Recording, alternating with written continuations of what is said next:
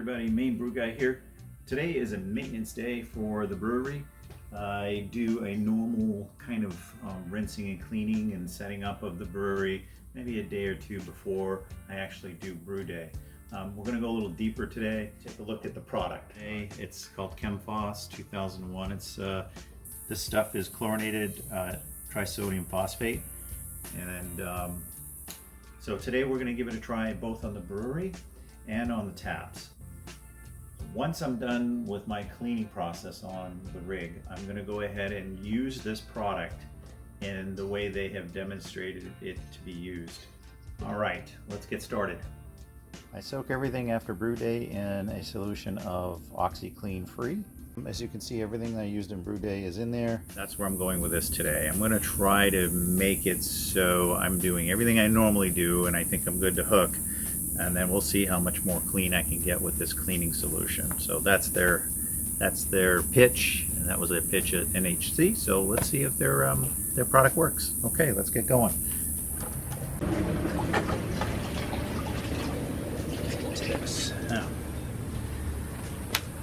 Now, what you will be able to see here is you'll see what comes out of this as it's been soaked. I don't know if you guys can see that. I hope you can. Well, that's not too bad today. So that's what I do prior to brew day. So let's put that back on the system.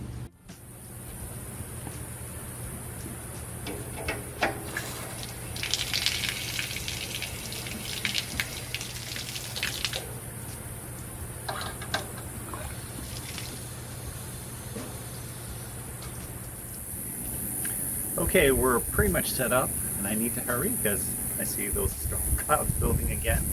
So I have about 3 gallons in here, and Kemphos 1 ounce sample is supposed to go in 1 gallon roughly. That's what the reps told me at NHC. Let's go ahead and put 3 of those in there, 2 for the keg cleaning stuff. Here we go.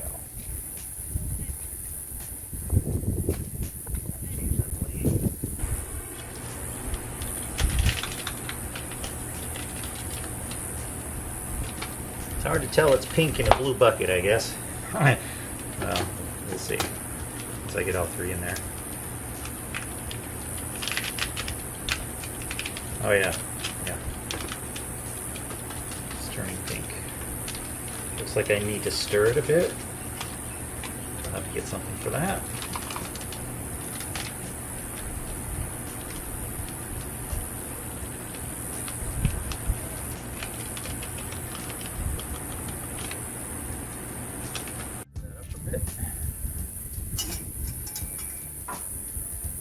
It's hard to tell it's pink in here, but I think we put it into this stainless steel HLT, it'll probably show up pretty pink. Pretty pink. Alright, before we do that, we've got to hook up a few hoses so that it doesn't all leak out. So let's take care of that. Pump. So I want to go through that internal coil too. I don't really know that there's anything else that needs to be kind of powered through. So the output of the coil I'm going to actually put through the plate chiller. One side of the plate chiller. It's going to cover all the surfaces I can't really clean that well.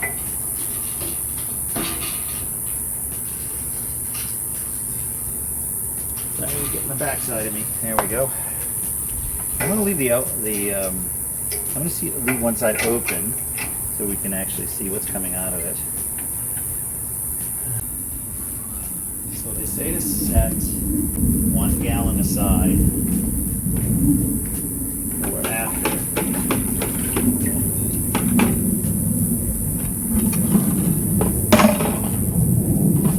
What they want you to do is to see that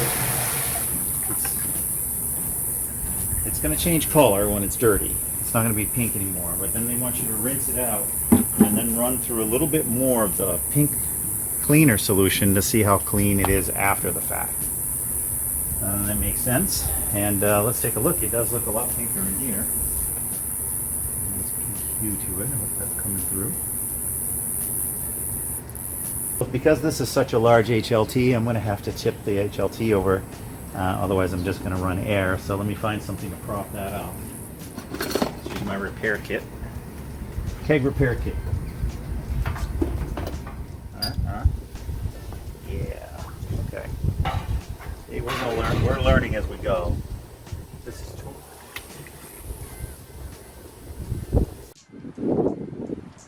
That's what I'm concerned of.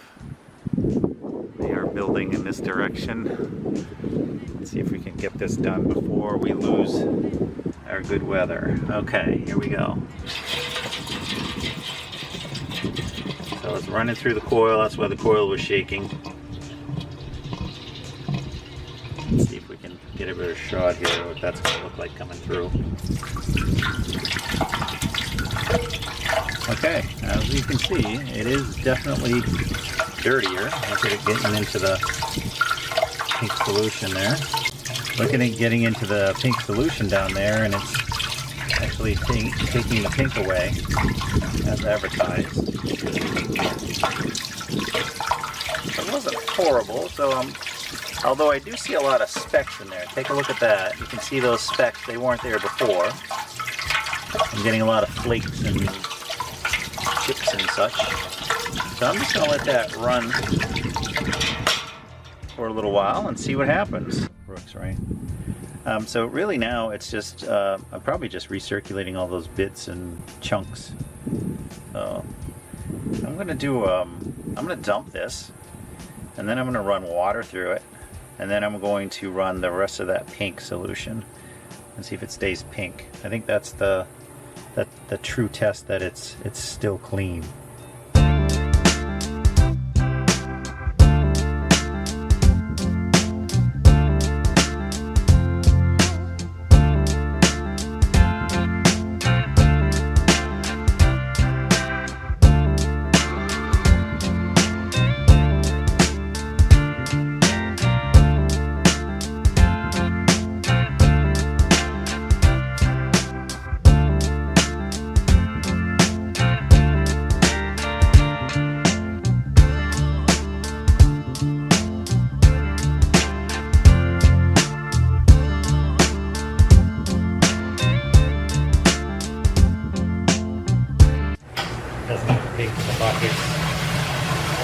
Does in oh, wonderful.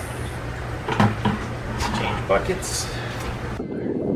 Alright, so here we go with the pink verification. And that's just pure water coming through.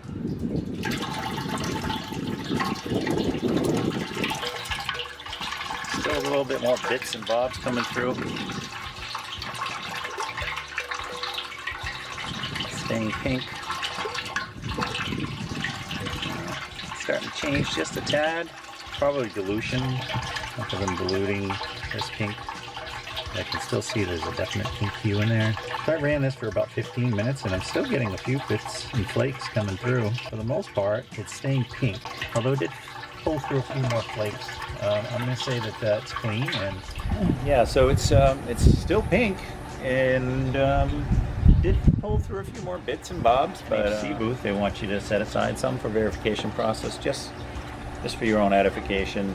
You know, hey, it works, and it does, because I got a bit more out of here than I normally get in my cleaning day, but you never know. You never know what chunk in there has got some mold or fungus that ends up in the beer. So I'm going to go ahead and rinse this with water, and again, I rinsed everything on brew day one more time with just straight water, just to make sure there's no bugs in the coil, no bugs in the, and I mean bugs like literal bugs, crawly ones, none in the plate chiller and none in the pump head. So I just blast all those areas one more time during brew day, or prior to brew day. That's peace of mind. So if there's any residual, you know, chlorinated products, which I doubt there is because I'm going to do a rinse right now, I think that we would get rid of it all. So I'm not concerned with the chlorine side of it. But again, if you are, you could always drop a Camden tablet in there, and just to be sure. But I don't think it's necessary. So we'll cut out here in a moment, and we'll do the keg lines to see what that looks like. interestingly enough, when we were running this, I was running in this direction and out here. So I blasted in the reverse direction with the hose, and look what came out. I don't know if you can see all those chunks. All of that, all of it, came out of there just now. It's amazing that that shook through with this cleaning product. All right, let's get the old keg out of there. Alrighty, good job. Got this so I'm not wasting everything. There. So now I just have the hose poking through and I can just run the keg on the outside. Alright, remember this is my normal cleaning process. Here we go. Okay, so you saw that came out a little gnarly. And away we go.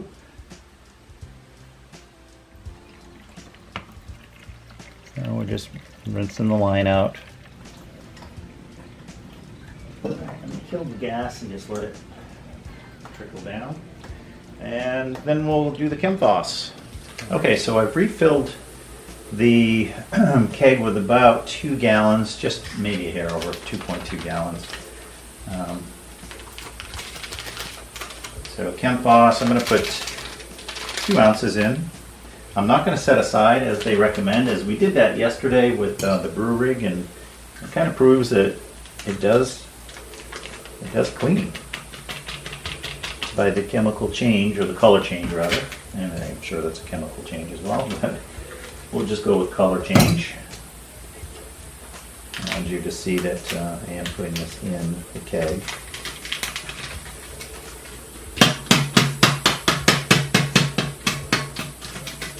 Alright, Kemphos, it's in there, the lid on, give it a little shake.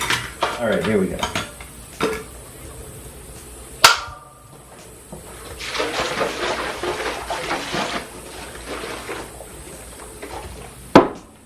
Okay.